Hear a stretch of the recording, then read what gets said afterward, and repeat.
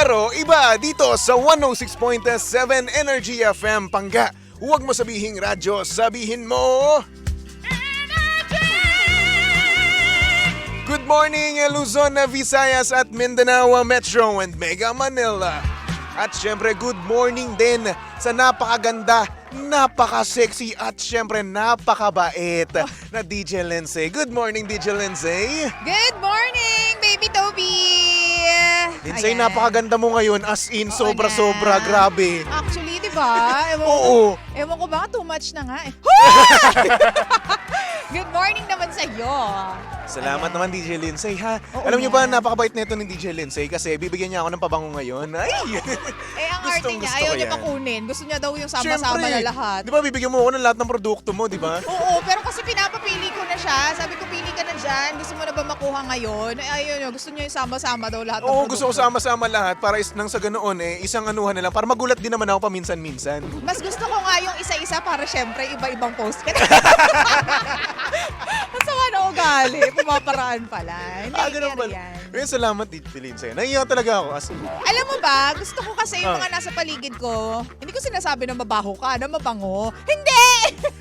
Hindi kasi Uy. ganito yan. Parang yung halimbawa, di ba, namigay din ako ng mga tent sa OJT. Kasi gusto ko, pag nakikita ko sila, may kulay sila. So wala silang kulay, ganun. Hindi kasi minsan, di ba, yung mga bata, alam mo yun, hindi nag-aayos ng face, minsan maputla sila, ganyan. Okay. So ngayon, Oo. kaya binibigay mo sa akin, Hindi! una is pabango kasi ang baho-baho ko, ganun. Hindi ganon! Gusto Grabe, ko lang. binabawi ko na ang sama-sama mo. Hindi. Ang sinasabi ko lang, gusto ko may pleasant na amoy. Alam mo yung pag pumasok ka sa room, meron kang maaamoy na... So hindi pleasant yung amoy Hindi. ko. Wala kasi ngayon, wala kang pabango. Meron, nag-fade lang. Oo, hindi ko naamoy kasi sorry na. Nako, At sinasabi... saka pag nagpapabango ka, konti lang, no? Oo, konti lang. Oo, ganon. So sinasabi mo, ang baho ko pa rin, hindi ko sinasabing mabaho ka. nangangalingasaw yung amoy ko, Hindi. ganun. Ang sinasabi ko, gusto ko may pleasant akong maamoy. Ganun yun. Hindi ko sinasabing mabaho. Kasi sinasabi ko, wala akong naaamoy sa'yo. Oh, Wala ka magkaiba naamoy yun. sa akin? Oh, Ano ko neutral? Ay, COVID pala, no? Wala naaamoy. Wala. Hindi, wala, joke. Pero din sa'yo maraming salamat. Oy, walang Naiiyak. anuman. Sige Naiiyak lang. talaga ako. Anong ba gusto mo? Kape? Hindi, okay lang ako. Sure ka? Huwag kang plastic dyan. Oo, carry lang yan. Oy, good morning po sa mga pangga natin dyan na mabait sa kanilang trabaho. Katulad na nga lang ni DJ Lindsay. Uy. Hello po sa inyong Okay, lahat. sure. Alam ko naman nalabag sa kalooban niyan. Kailangan ko lang ng marketing, no? Kaya ganun. Hindi, charot lang. Ano ka ba? Share your blessing. Yes. Yan, good morning po sa inyo lahat mga panggano. At syempre, dadako na tayo sa ating programa na kung saan pag-uusapan natin ang ating message sender. Babackstabin natin sila. Oo nga, nakakaloka. Narinig ko nga yan. DJ Lindsay, itong ating message sender, pangalan niya, or itago na lang natin sa pangalang Rem. Ang sabi niya dito, DJ Lindsay, meron daw nanliligaw sa kanya.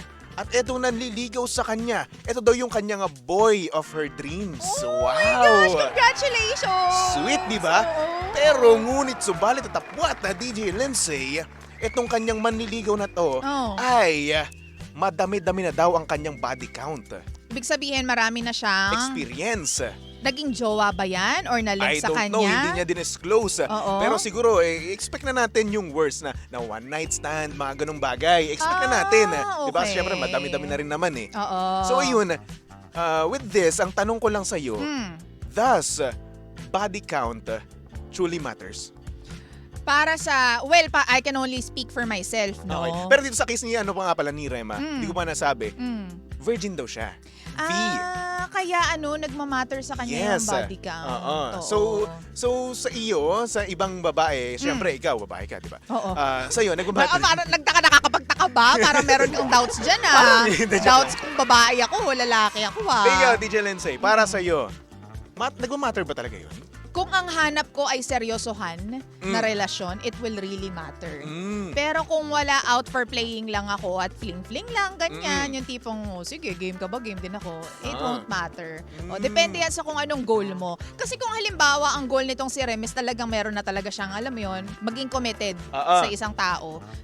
Kailangan talaga, magre-research talaga ako. Ilan na yung naging, mo, jowa mo or nalik sa'yo? Anong, may feelings ka ba with them? Ganyan. Yes. Gaano katagal ba kayo nagsama? Gaano kalalim yung in-invest ninyong feelings for each other? Yun, it will really matter. At saka, feeling ko, ang mga babae yung matanong sa ganyan. Oo. Kasi ako, tinanong ko na rin yan before sa lalaki. Okay. At first time kong ginawa, sabi ko, ilan na yung naging jowa mo? Tapos, or ilan na yung mga naging babae mo? Yung awkward na awkward ako. Tapos, di ko alam kung dala ba ng kayabangan. Sabi niya, 15. 15? Wow. Talaga ba? Ganun na rin ako. So, alam mo yun, sa mga babae nagmamatter yun kung ilan na yung naging jowa ng lalaki. Pero sa mga lalaki ba, ikaw naman tatanungin ko ngayon, does body count matter Sa akin naman, sa mga lalaki? depende eh. Katulad na alam din ang sinabi mo, di ba? Kung fling-fling lang naman, wala kang pakialam. Pero kung gusto mong seryosohan, syempre, the less the better. Oo, di Diba? ba? Parang ganun lang din ang sinabi mo, no? Parehas lang din naman tayo. Pero kung yung magtatanong sa akin kung ilan na yung body count ko, parang awkward sa akin. Talaga ba? Oo, awkward kapag ako tinatanungan, ha? Oo. At sya, syempre, ganoon na rin naman ako kung magtatanong ako sa kanya. Pero syempre, parang respeto ko na rin naman yun sa kanya na hindi ko siya kanya itatanong, hahayaan ko na siya mismo yung magsabi. Ganun yun sa akin. Oo. Pero syempre, kung tatanong ko naman sa kanya yun, ikaw ba, papayag ka ba na, ilang body count mo? Parang hindi ka ba mababastos ng ganun? Kasi kapag body count, ang broad kasi, di ba? Oo. Anong ibig mo sabing body count? Please, i-specify mo kung ano doon. Yung naging girlfriend ko ba? Yung naging fling ko ba? O yung mga wala lang label, ganyan. Yun siguro ipapaliwanag. Paliwanag mo ako ano yung sinasabi mong body count. Di ba? Oo. Kasi syempre parang nakakabastos kasi, di ba? Oo. At some point, di ba? Syempre kapag sinabi na, lalo na sa babae, di ba? Oo. Pag sinabi mo, more than 10, di ba parang, Oh my gosh, di no. ba, hindi ko naman sinasabi na na lahat ng kababaihan, ganun, ha? Syempre may iba rin naman. Hindi ko na lang nilalahat, may iba, okay? Now off ang lalaki kapag more than 5 yung sinabi ng babae na body count. Sa akin hindi. Ako, para Pag sa more akin. than 5? More than 5? O, Sa akin mga hindi 7, naman. 8, ganyan. Pero pag seryosohin ko naman, that's too much. Kasi ang natutunan ko, alam mo, kayong mga lalaki, more than 3, medyo napapahala na kayo kapag more than 3. Pero kapag mga, ayun nga, ang safest number para sabihin, halimbawa, meron kayong bet na lalaki, tapos nagtanong siya, nakailang jowa to ha, nakailang jowa ka na, nakailang boyfriend ka na. 3. Yun na yung pinaka-steady na sagot na pwede mong isagot sa lalaki. Kasi more than that, mapapailing na yung lalaki. So ikaw nagsisinungaling ka na? Nagsinungaling ka sa mga ganung bagay? Hindi, sinasabi ko talaga na ito yung hindi ko naging karelasyon pero minahal ko siya. Yung ganon, yung tinry ko siya na magkaroon kami ng relationship pero hindi talaga umubra. Ganon. Ilan ba mo naging jowa mo? Bilangin ko ha? Gusto mo yung hindi ka agad nakasagot? Oh. 1, 2, 3, 6 ata. 6. Oo, yung 6. Pero syempre, ilan lang doon yung seryoso. Yung tipong sinabi mo na tatagal talaga kami. Oo naman. Oo, ilan lang doon sa 6. Ilan lang doon? Mga 2 lang, ganyan. Siguro nagtagal mga yung years. 3. Ganun. So kalahati nun, di na umabot ng years. Oh, di ba? So mga ganun. Yung mga ganun bagay naman, para sa'yo, di ba? Bilang babae, pag sinabi ng isang lalaki na, uy, more than 5, okay lang ba sa'yo yun? Okay lang sa'yo? Oo, okay lang sa akin. Okay lang, more than 5. Oo. Kasi ang itatanong ko dyan dun sa 5, alin dun yung matatagal? Bakit kayo nagtagal? Anong rason kung bakit kayo naghiwalay? Yun. Yun ang itatanong ko dun eh. Kasi baka mamaya, hindi mo rin naman talaga iintindihin yung mga 3 months, 4 months, na hindi naman sila seryoso. Pero yung tumagal ng 6 na taon, 8 taon. Girl, yun yung tipong, oh my gosh, ba't sila naghiwalay? Paano sila tumagal ng ganun? Diba? Iba yung iba yung link nila. Ibig sabihin kapag tumagal sila ng ganun katagal. So yun. Oo, diba? Pero ito, DJ Lindsay, kapag nagsabi na, since na pag-usapan niya natin is body count, no? Kapag yung lalaki nagsabi sa'yo ng more than 5, okay lang sa'yo yun. Kasi natanong mo sa akin yan eh. Oo, okay lang sa'yo. Kapag more than 10, huyano ka, kuneho? Huyano ka, rabbit? May isa rabbit, may lahi ka bang kuneho? Bakit? Ganun? Bakit ang dami? well, diba? may needs. So, Yun nga, mapapatanong ko, bakit ang dami? Kasi, I understand na ang mga lalaki talaga, naturally, polygamous kayo. Oo. Diba? ano ba yung polygamous? Ibig sabihin, Please, maaga pa lang. sorry. Yung marami kayong marami talagang mga babae na pumapaligid sa inyo and minsan multiple relationship, ganyan. Pero yung tipong, siguro pag narinig ko na more than 10, ay, grabe. Or more So, than, aayaw ka. Kahit nasabihin natin, yung lalaki na yun ay gustong-gusto mo, boy of your dreams. Sabihin natin, di pa kayo engaged ngayon ni Kuya Romel. Oo. Di ba? Boy of your dreams. Tapos, etong guy na to ay maraming more than 15 Oo. na body count. So, hindi mo, papaligaw ka pa rin? Itutuloy mo o hindi na? Papaligaw lang naman yung, sige, try natin. Kasi Try lang. mararamdaman mo naman dyan, pinagtitripan lang ako nito. Ganito, games ang habol mo, I'll give you games. Okay. Ganyan. Kasi hindi mo naman siya sasagutin eh. Oo. Ligaw part kasi, yun yung magde-determine kung ano ba, papasa ba siya sa'yo o hindi. Kaya kanina nung naririnig kita sa likod, sumasagot ako doon sa likod. Sabi ko, ligaw pa lang naman, okay lang yun. Kilalanin na lang niya. Backstab ako nito. O hindi! Tanong mo kay Kuya Rolando, ligaw pa lang Siguro, pala, sabi ko kay sa likod, Kuya Rolando. minumura mo na ako doon, no? Hindi! Ano ka ba? Kaya pala may tabango ako ngayon. Hindi, Pampalubag loob, Hindi, ganon. baby Toby, ano ka ba? Hindi ko kayang gawin sa'yo yun. Wow, parang sa pagkakasabi mo yan, parang labas sa butas ng ilong mo eh. Hindi ko kayang gawin sa'yo yun. Yun nga. So, okay lang, magpaligaw ka, di ba? Doon din naman niya malalaman kung gusto ka ba niya i-pursue eh. Kasi di ba, sabi mo nga, virgin si ate. Yes. Pero yung sabi ko rin naman kanina, no, ligaw pa lang din naman, 'di ba? Doon mo makikita nga naman. At True. syempre, mag-iingat ka pa rin naman. Kasi yung Oo. mga lalaking ganyan, lalong-lalo na sa iyo na virgin, 'di ba? Wala pang karanasan. Syempre may mga lalaki na gustong makuha 'yan. Oo nga, bakit nga? 'Di ba? Kasi syempre, Ba't pa ako nagtanong pa? pride yun eh.